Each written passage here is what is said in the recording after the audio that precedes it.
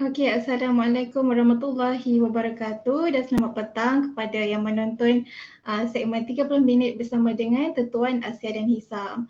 Okey, di episod kali ini kita akan membincangkan tentang topik urusan pendaftaran di pejabat tanah.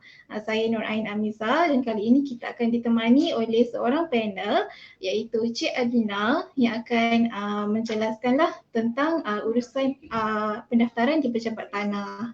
Okey, Cik Alina silakan perkenalkan diri. Okey, terima kasih Cik Ain. Assalamualaikum dan selamat sejahtera. Apa khabar semua? Terima kasih kepada firma Asia Hisam kerana memberi peluang kepada saya untuk menjadi panel pada hari ini. Saya Adlina Marman daripada Loan Department dan seperti yang dimaklumkan oleh Cik Ain sebentar tadi, pada hari ini saya akan berkongsi sedikit berkaitan dengan urusan pendaftaran di pejabat tanah. Okey, Cik Aina. Di awal perbincangan kita tentang urusan pendaftaran ni, kita nak tahu dulu apa tujuan ataupun kepentingan kita nak buat urusan pendaftaran ni. Kalau tak buat, boleh ke Cik Alina? Okey, soalan yang menarik. Okey, kenapa pentingnya kita kena buat urusan pendaftaran ni? Okey, sebab bila tuan-tuan dan puan-puan beli rumah ke, beli tanah ke, mesti kita nak tukar nama kita dalam geran hartanah tersebut kan? Jadi kita kena urusan pendaftaran ni adalah untuk menukar nama tuan-tuan dan puan-puan sebagai pembeli di dalam geran. Di geran ni sebenarnya pen sebab dia macam kad pengenalan tapi untuk hartanah. Contoh macam mana kita nak membuktikan yang hartanah tersebut adalah milik kita kan. Jadi bukti dia adalah dengan geran ni sebab dalam geran ni ada siapa nama dan maklumat mengenai hartanah tersebut. And then tambahan pula kalau kita ada buat pinjaman dekat bank dan kita kena daftarkan gadaian tersebut dekat pejabat tanah juga sebab untuk menjaga kepentingan bank tersebut. Jadi sebab itulah pentingnya untuk kita buat urusan pendaftaran ni Cik Ain. Oh, okey. So maksudnya kalau nak memastikan yang si pembeli tu mendapat hak milik ke atas sebuah hartanah tu, jadi urusan pendaftaran mesti dilakukan. Okey, kita nak tahu kenapa, kita dah tahu kenapa kita kena buat urusan pendaftaran. Okey, sekarang kita nak tahu pula kat mana kita boleh buat urusan pendaftaran ni. Kalau macam contohnya kita dekat Bangi, so kita nak buat urusan pendaftaran tu dekat pejabat tanah yang dekat je. Boleh tak macam tu? Ataupun kita ada apa-apa panduan untuk mengetahui di mana lokasi pejabat tanah untuk sesetengah hartanah. Macam mana tu Cik Alina? Okey, untuk mengetahui dekat mana kita nak buat urusan pendaftaran ni, kita tak boleh dekat suka-suka hati je nak buat dekat pejabat tanah mana-mana. Cara dia kita tengok dekat geran hartanah tersebut ataupun dekat carian persendirian. Okey, dekat carian persendirian atau geran tu dia ada tunjuk jenis-jenis tanah. Untuk jenis-jenis hak milik, jenis-jenis hak milik yang bermula dengan pajakan negeri, PN, HSD ataupun geran. Untuk ketiga-tiga jenis hak milik ni kita buat dekat Pejabat Tanah dan Galian. Kalau macam dekat Selangor kita buat dekat Shah Alam. Manakala untuk jenis hak milik yang mula dengan HSM, Pajakan Mukim, PM ataupun Geran Mukim, GM, yang ni kita buat dekat Pejabat Tanah Daerah. Macam mana kita nak tahu Pejabat Tanah Daerah mana? Okey, saya bagi contoh lah ya. Okey, contoh nombor hak milik tu PM 1234 Daerah Hulu Langat. Okey, sebab dia mula dengan PM, jadi kita buat urusan pendaftaran ni dekat Daerah Hulu Langat. Tapi kalau dia start dengan PN 1234 Daerah Hulu Langat, okey, yang ni kita buat dekat PTJ Shah Alam sebab dia start dengan PN. Macam tu Cik Ain kalau kita nak tahu buat urusan pendaftaran ni kat mana. Okey, so apa pun kita kena tengoklah jenis hak milik. Kalau ada M dekat belakang tu, M tu maksudnya mukim. Kalau ada M kat belakang tu maksudnya kena buat dekat pejabat tanah daerah.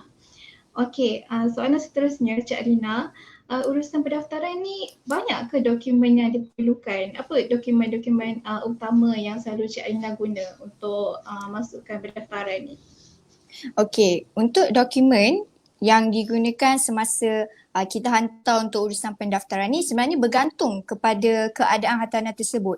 Ada beberapa saya bagi beberapa contoh yang kita perlu contoh keadaan yang kita perlu tengok. First kita kena tengok sama ada tanah tu jenis freehold ke atau leasehold. Yang kedua kita tengok hartanah tu dia low cost, kos rendah ataupun tidak. And then kita kena tengok juga sama ada penjual tu dia ada hutang dekat bank ataupun dia tak ada hutang. Contoh keadaan lain kita kena tengok juga sama ada pemberi atau penerima tu dia individu ataupun syarikat. Okey, kita kena tengok semua keadaan ni untuk menentukan dokumen yang diperlukan semasa urusan pendaftaran. Tapi secara amnya, kalau hartanah tu dia freehold dan juga dia bebas hutang, maksudnya penjual tak ada hutang dekat bank, dokumen-dokumen diperlukan adalah geran asal hartanah tersebut, and then borang 14A. Borang 14A ni adalah borang pindah milik. Kemudian kita perlukan cukai pintu dan juga cukai tanah yang terkini. Dan selain tu kita perlukan salinan kad pengenalan penjual dan juga pembeli yang jelas. Dan semestinya yuran pendaftaran lah kita kena bagi sekali semasa urusan pendaftaran ni. Okey, faham. Tapi tadi saya perasan Cik Alina kata ia bergantung kepada keadaan hartanah tu sama ada dia freehold, leasehold, lepas tu low cost, ada yang hutang. So kalau macam hartanah tu keadaan dia lain sikit, so ada tak apa-apa dokumen tambahan yang diperlukan? Betul. Ada beberapa dokumen diperlukan. Okay, kita tengok mengikut situasi dulu ya. Okay, kalau hartanah tu dia adalah leasehold, tanah leasehold. Dokumen tambahan yang diperlukan adalah surat kebenaran pindah milik dan juga surat kebenaran gadaian daripada pihak berkuasa pihak berkuasa negeri. Kalau tanah tu dia adalah kos rendah, jadi kita perlukan surat kebenaran pindah milik untuk kos rendah. Kalau dia ada hutang bank pula, kita dokumen yang diperlukan adalah borang 16N, iaitu borang melepaskan gadaian daripada bank penjual, bank lama penjual tadi tu. Okey, kalau penerima ataupun pemberi adalah syarikat, yang ni dia banyak sikit dokumen tambahan yang kita nak kena kemukakan. Okey, antaranya kita perlu bagi M&A. M&A ni adalah Memorandum and Article of Association. And then kita kena bagi borang 49, borang 24, and then kita bagi borang 44 dan juga carian terkini company tersebut. Dan carian ni pula Cik Ain sebenarnya dia ikut pejabat tanah untuk dia punya validity. Macam kalau pejabat tanah petaling, dia valid hanya untuk sebulan sahaja. Dia bergantung kepada keadaan tanah tersebut Cik Ain. Okey. Tadi saya ada perasan Cik Alina kata ada sekali dengan bayaran yuran pendaftaran. So yuran pendaftaran tu berapa ringgit Cik Alina? Okay, untuk yuran pendaftaran ni dia bergantung kepada harga rumah first, and second dia bergantung kepada jumlah-jumlah dokumen tambahan tadi tu. Okay, untuk maksud saya bergantung kepada harga rumah ni, okay, saya bagi contoh ya untuk di Selangor ya. Kalau untuk harga rumah antara RM50,000 hingga RM200,000, yuran pendaftaran untuk borang pindah milik dia iaitu borang 14A tadi saya mention adalah sebanyak RM200. Untuk rumah berharga RM200,000 sehingga RM500,000 pula, harga yuran dia, bayaran dia adalah sebanyak RM400. Yang ni untuk borang 14A di mana harga dia adalah berbeza mengikut harga purchase price rumah tersebut. And then kalau dia ada dokumen-dokumen tambahan seperti surat kebenaran pindah milik dan gadaian tadi tu, untuk di Selangor harga dia RM30 untuk setiap satu tu. Kalau untuk borang melepaskan gadaian, harga dia adalah RM70. Jadi yuran pendaftaran ni bergantung kepada harga rumah dan juga dokumen-dokumen yang dikemukakan sekali semasa urusan pendaftaran tersebut Cik Ain. Banyak juga tu Cik Alina. Okey, tapi saya ada tambahan sikit tetapi satu lagi. Borang MOT tadi tu kita perlu hantar untuk urusan pendaftaran selewat-lewatnya 3 bulan daripada tarikh penyaksian di borang 14A. Sebab kalau kita lebih 3 bulan, kita akan dikenakan penalti oleh pejabat tanah Cik Ain. Jadi dia akan tambah lagi. 3 bulan lah. Betul. Okey, kita tahu apa dokumen utama yang diperlukan. Sekarang kita nak tahu selalunya urusan pendaftaran ni memakan masa berapa lama? Okey, berapa lama ni dia bergantung kepada pejabat tanah tersebut juga. Tapi sekurang-kurangnya mengambil masa 14 ke 21 hari. 21 hari untuk pihak pejabat tanah proses. Tapi memandangkan sekarang pun PKP jadi tempoh ni dia macam lagi lama lah untuk kita untuk proses ni dekat pejabat tanah. Jain. Okay. So basically 14 hingga 21 hari lah. Okay, kita Ha. cakap pasal tempoh masa. Sekarang ni yang saya perhatikan, kita boleh perhatikan. Okay, masa full lockdown hari tu banyak sangat. Saya boleh katakan hampir semua pejabat tanah tutup dan kemudian lepas dah habis lockdown, pejabat tanah buka semula tetapi mesti mempunyai tarikh temu janji. Kalau tak ada tarikh temu janji tu tak dapatlah buat urusan Betul. pendaftaran. So adakah ini efek masa yang masa urusan pendaftaran tu? Adakah ia membuatkan urusan Cik Aina terganggu dalam situasi Okay. sekarang ni? Bagi pendapat saya memang sangat memberi impak lah bila kita kena buat temu janji dekat pejabat tanah ni, sebab sekarang pun pejabat tanah mostly capacity terhad, jadi kita kena buat temu janji sebelum kita boleh hantar apa-apa urusan pendaftaran. Jadi benda ni memberi impak dari segi contoh kita nak apply kebenaran untuk pindah milik. Jadi kita kena buat temu janji. Temu janji pula dapat lambat. Jadi selagi kita tak dapat lagi kebenaran untuk pindah milik dan gadaian, kita tak boleh masuk caveat. Bila kita tak boleh masuk caveat, kita tak boleh nak hantar advisory reading kat bank. Jadi bila sesuatu proses tu dia macam terganggu, dia akan mengganggu proses-proses yang seterusnya. Jadi secara tak langsung, benda ni memberi impact kepada tempoh masa sesuatu file tersebut. Sebab kita kena tunggu pejabat tanah untuk proses kita punya permohonan semua tu. Jadi agak mengganggu sedikit lah Cik Ain. Faham. Untuk tarikh temu janji pula Cik Ina, contohnya kalau kita apply tarikh temu janji tu hari ni, adakah pejabat tanah terus reply, terus bagi kita tarikh temu janji? Ataupun bila kita apply tarikh temu janji tu, banyak tak tarikh-tarikh yang available untuk kita masukkan pendaftaran dekat pejabat tanah? Okey, untuk tarikh temu janji ni sama ada dia pihak pejabat tanah reply cepat atau lambat pun bergantung kepada pejabat tanah tersebut. And pejabat tanah ni dia tak semua perlu mohon melalui email. Ada yang kena isi Google Form dan juga ada yang kena kita kena call pejabat tanah tu. Contoh macam pejabat tanah daerah Kuala Selangor dan juga pejabat tanah daerah Sepang. Kalau yang ni kita kena isi Google Form. Lepas dah isi kita kena tunggu pihak pejabat tanah ni untuk email kita bagi tarikh-tarikh yang available.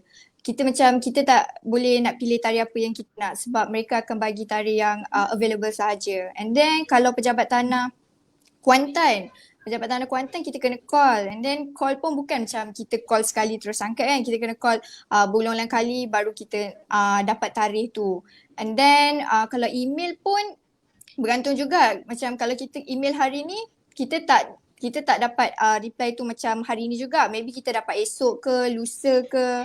Jadi bila mereka memberi respon yang lambat, jadi dia agak mengganggu jugalah tugas-tugas untuk file tersebut. Dan saya bagi contoh lah macam baru-baru ni saya ada saya ada call pejabat tanah untuk buat temu janji untuk urusan pendaftaran ni. And then saya diberi tarikh pada bulan 10. Jadi dia macam hari bulan 10. Jadi macam lambat kita kena tunggu sebulan untuk tunggu dapat tarikh untuk urusan pendaftaran. Cik Ain. Lama tu Cik Ina. Betul. Kita dah tahu. Kita dah tahu benda basic tentang urusan pendaftaran dokumen dia, apa yang diperlukan dan sebagainya. So kita nak tahu bila kita dah masukkan pendaftaran dekat kaunter pejabat tanah ni, macam mana kita nak tahu sama ada urusan kita tu berjaya ataupun tidak? Boleh Cik Ina terangkan? Macam mana kita nak tahu urusan tu berjaya atau tidak? Okay.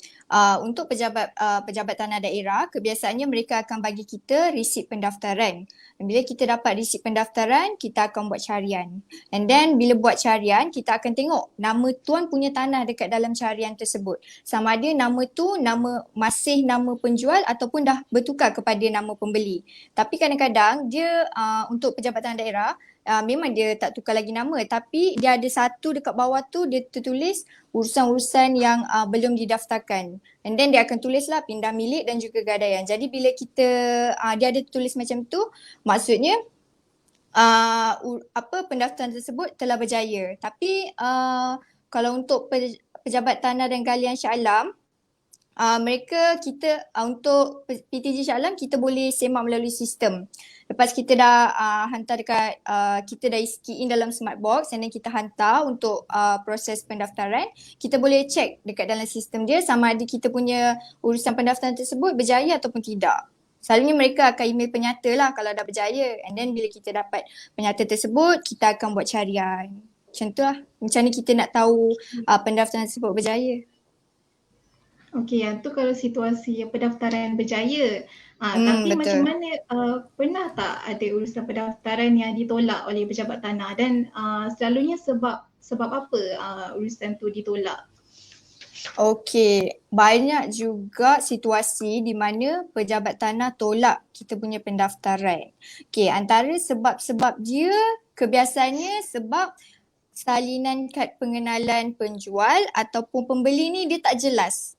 Dia tak jelas, dia kabur, and then IC tu berpalang. Okay. Certain pejabat tanah dia tak terima kalau IC tu berpalang dan juga tak jelas. Sebagai contoh pejabat tanah Shah Alam. Okay, PTG Shah Alam dia sangat-sangat strict bab ni. Kalau tak jelas memang dia akan reject.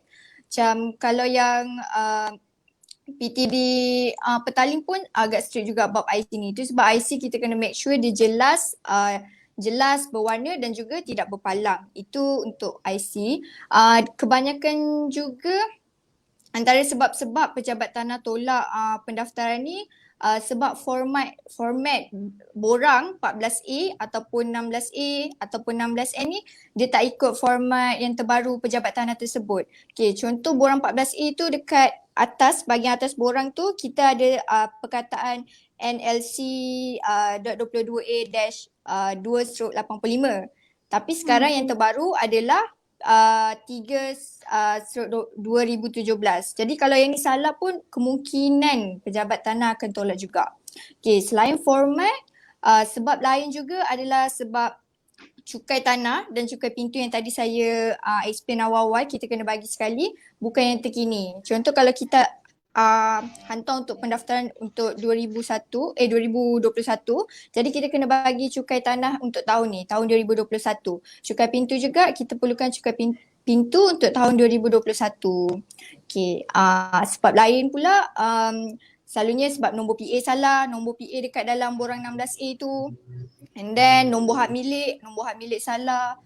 Basically sebab-sebab macam tu lah kita punya pendaftaran boleh ditolak oleh pejabat tanah. Lagi satu yang paling penting sekali, dekat borang 14A tu kita kena 14A dan 16A kita kena check betul-betul dia punya sama ada kita dah kita ada cop bulat dekat setiap bahagian-bahagian yang tertentu di dalam borang tersebut. Macam ada certain pejabat tanah yang dia very particular pasal bab-bab tersebut. Okay. So kalau urusan pendaftaran Cik Alina tu ditolak, Cik Alina kena buat, kena apply lagi sekali lah tarikh temu janji yang baru. Betul, kita akan betulkan dulu apa yang kenapa dia tolak kita punya urusan pendaftaran tersebut, dan kita kena apply temu janji baru dan kita kena hantar sekali lagi urusan pendaftaran tersebut, Cik Ain. Okay, terima kasih Cik Alina. Sekarang kita nak memberi peluang kepada penonton untuk memberi soalan kepada Cik Alina. Ada soalan? Okey, daripada Cik Najiha Azmi ada soalan. Kalau nak buat carian sekarang lama ke? Lama juga, depends dekat pejabat tanah tersebut. Macam kalau contoh pejabat tanah daerah Seremban nak buat carian pun kena temu janji. Macam kalau selalu yang cepat pejabat tanah PTG Shah Alam, sebab PTG Shah Alam kita ada sistem smart box, jadi kita boleh buat carian melalui sistem smart box tersebut. Okey. Soalan yang kedua daripada Cik Syazura Hashim. Sebulan Cik. Soalan seterusnya. Ya, betul, sangat lambat nak tunggu date. Sebab kita tak boleh pilih date. Okey, daripada Cik Farid pula, ada tips tak kasih laju lagi carian? Mana tahu ada kenal-kenal orang ke? Cik Alina ada kenal-kenal orang ke? Tak ada.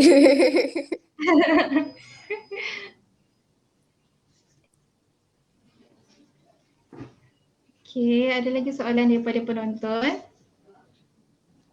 Okey, kalau tak ada, kita sudahi segmen 30 minit pada episod kali ini. Terima kasih sekali lagi kepada panel kita, Cik Alina. Terima kasih juga kepada yang menonton daripada pukul 3 tadi. Okey, semoga kita berjumpa lagi di minggu hadapan dengan topik yang baru dengan panel yang lain pula. Okey, sesudahi segmen kita dengan Assalamualaikum warahmatullahi wabarakatuh.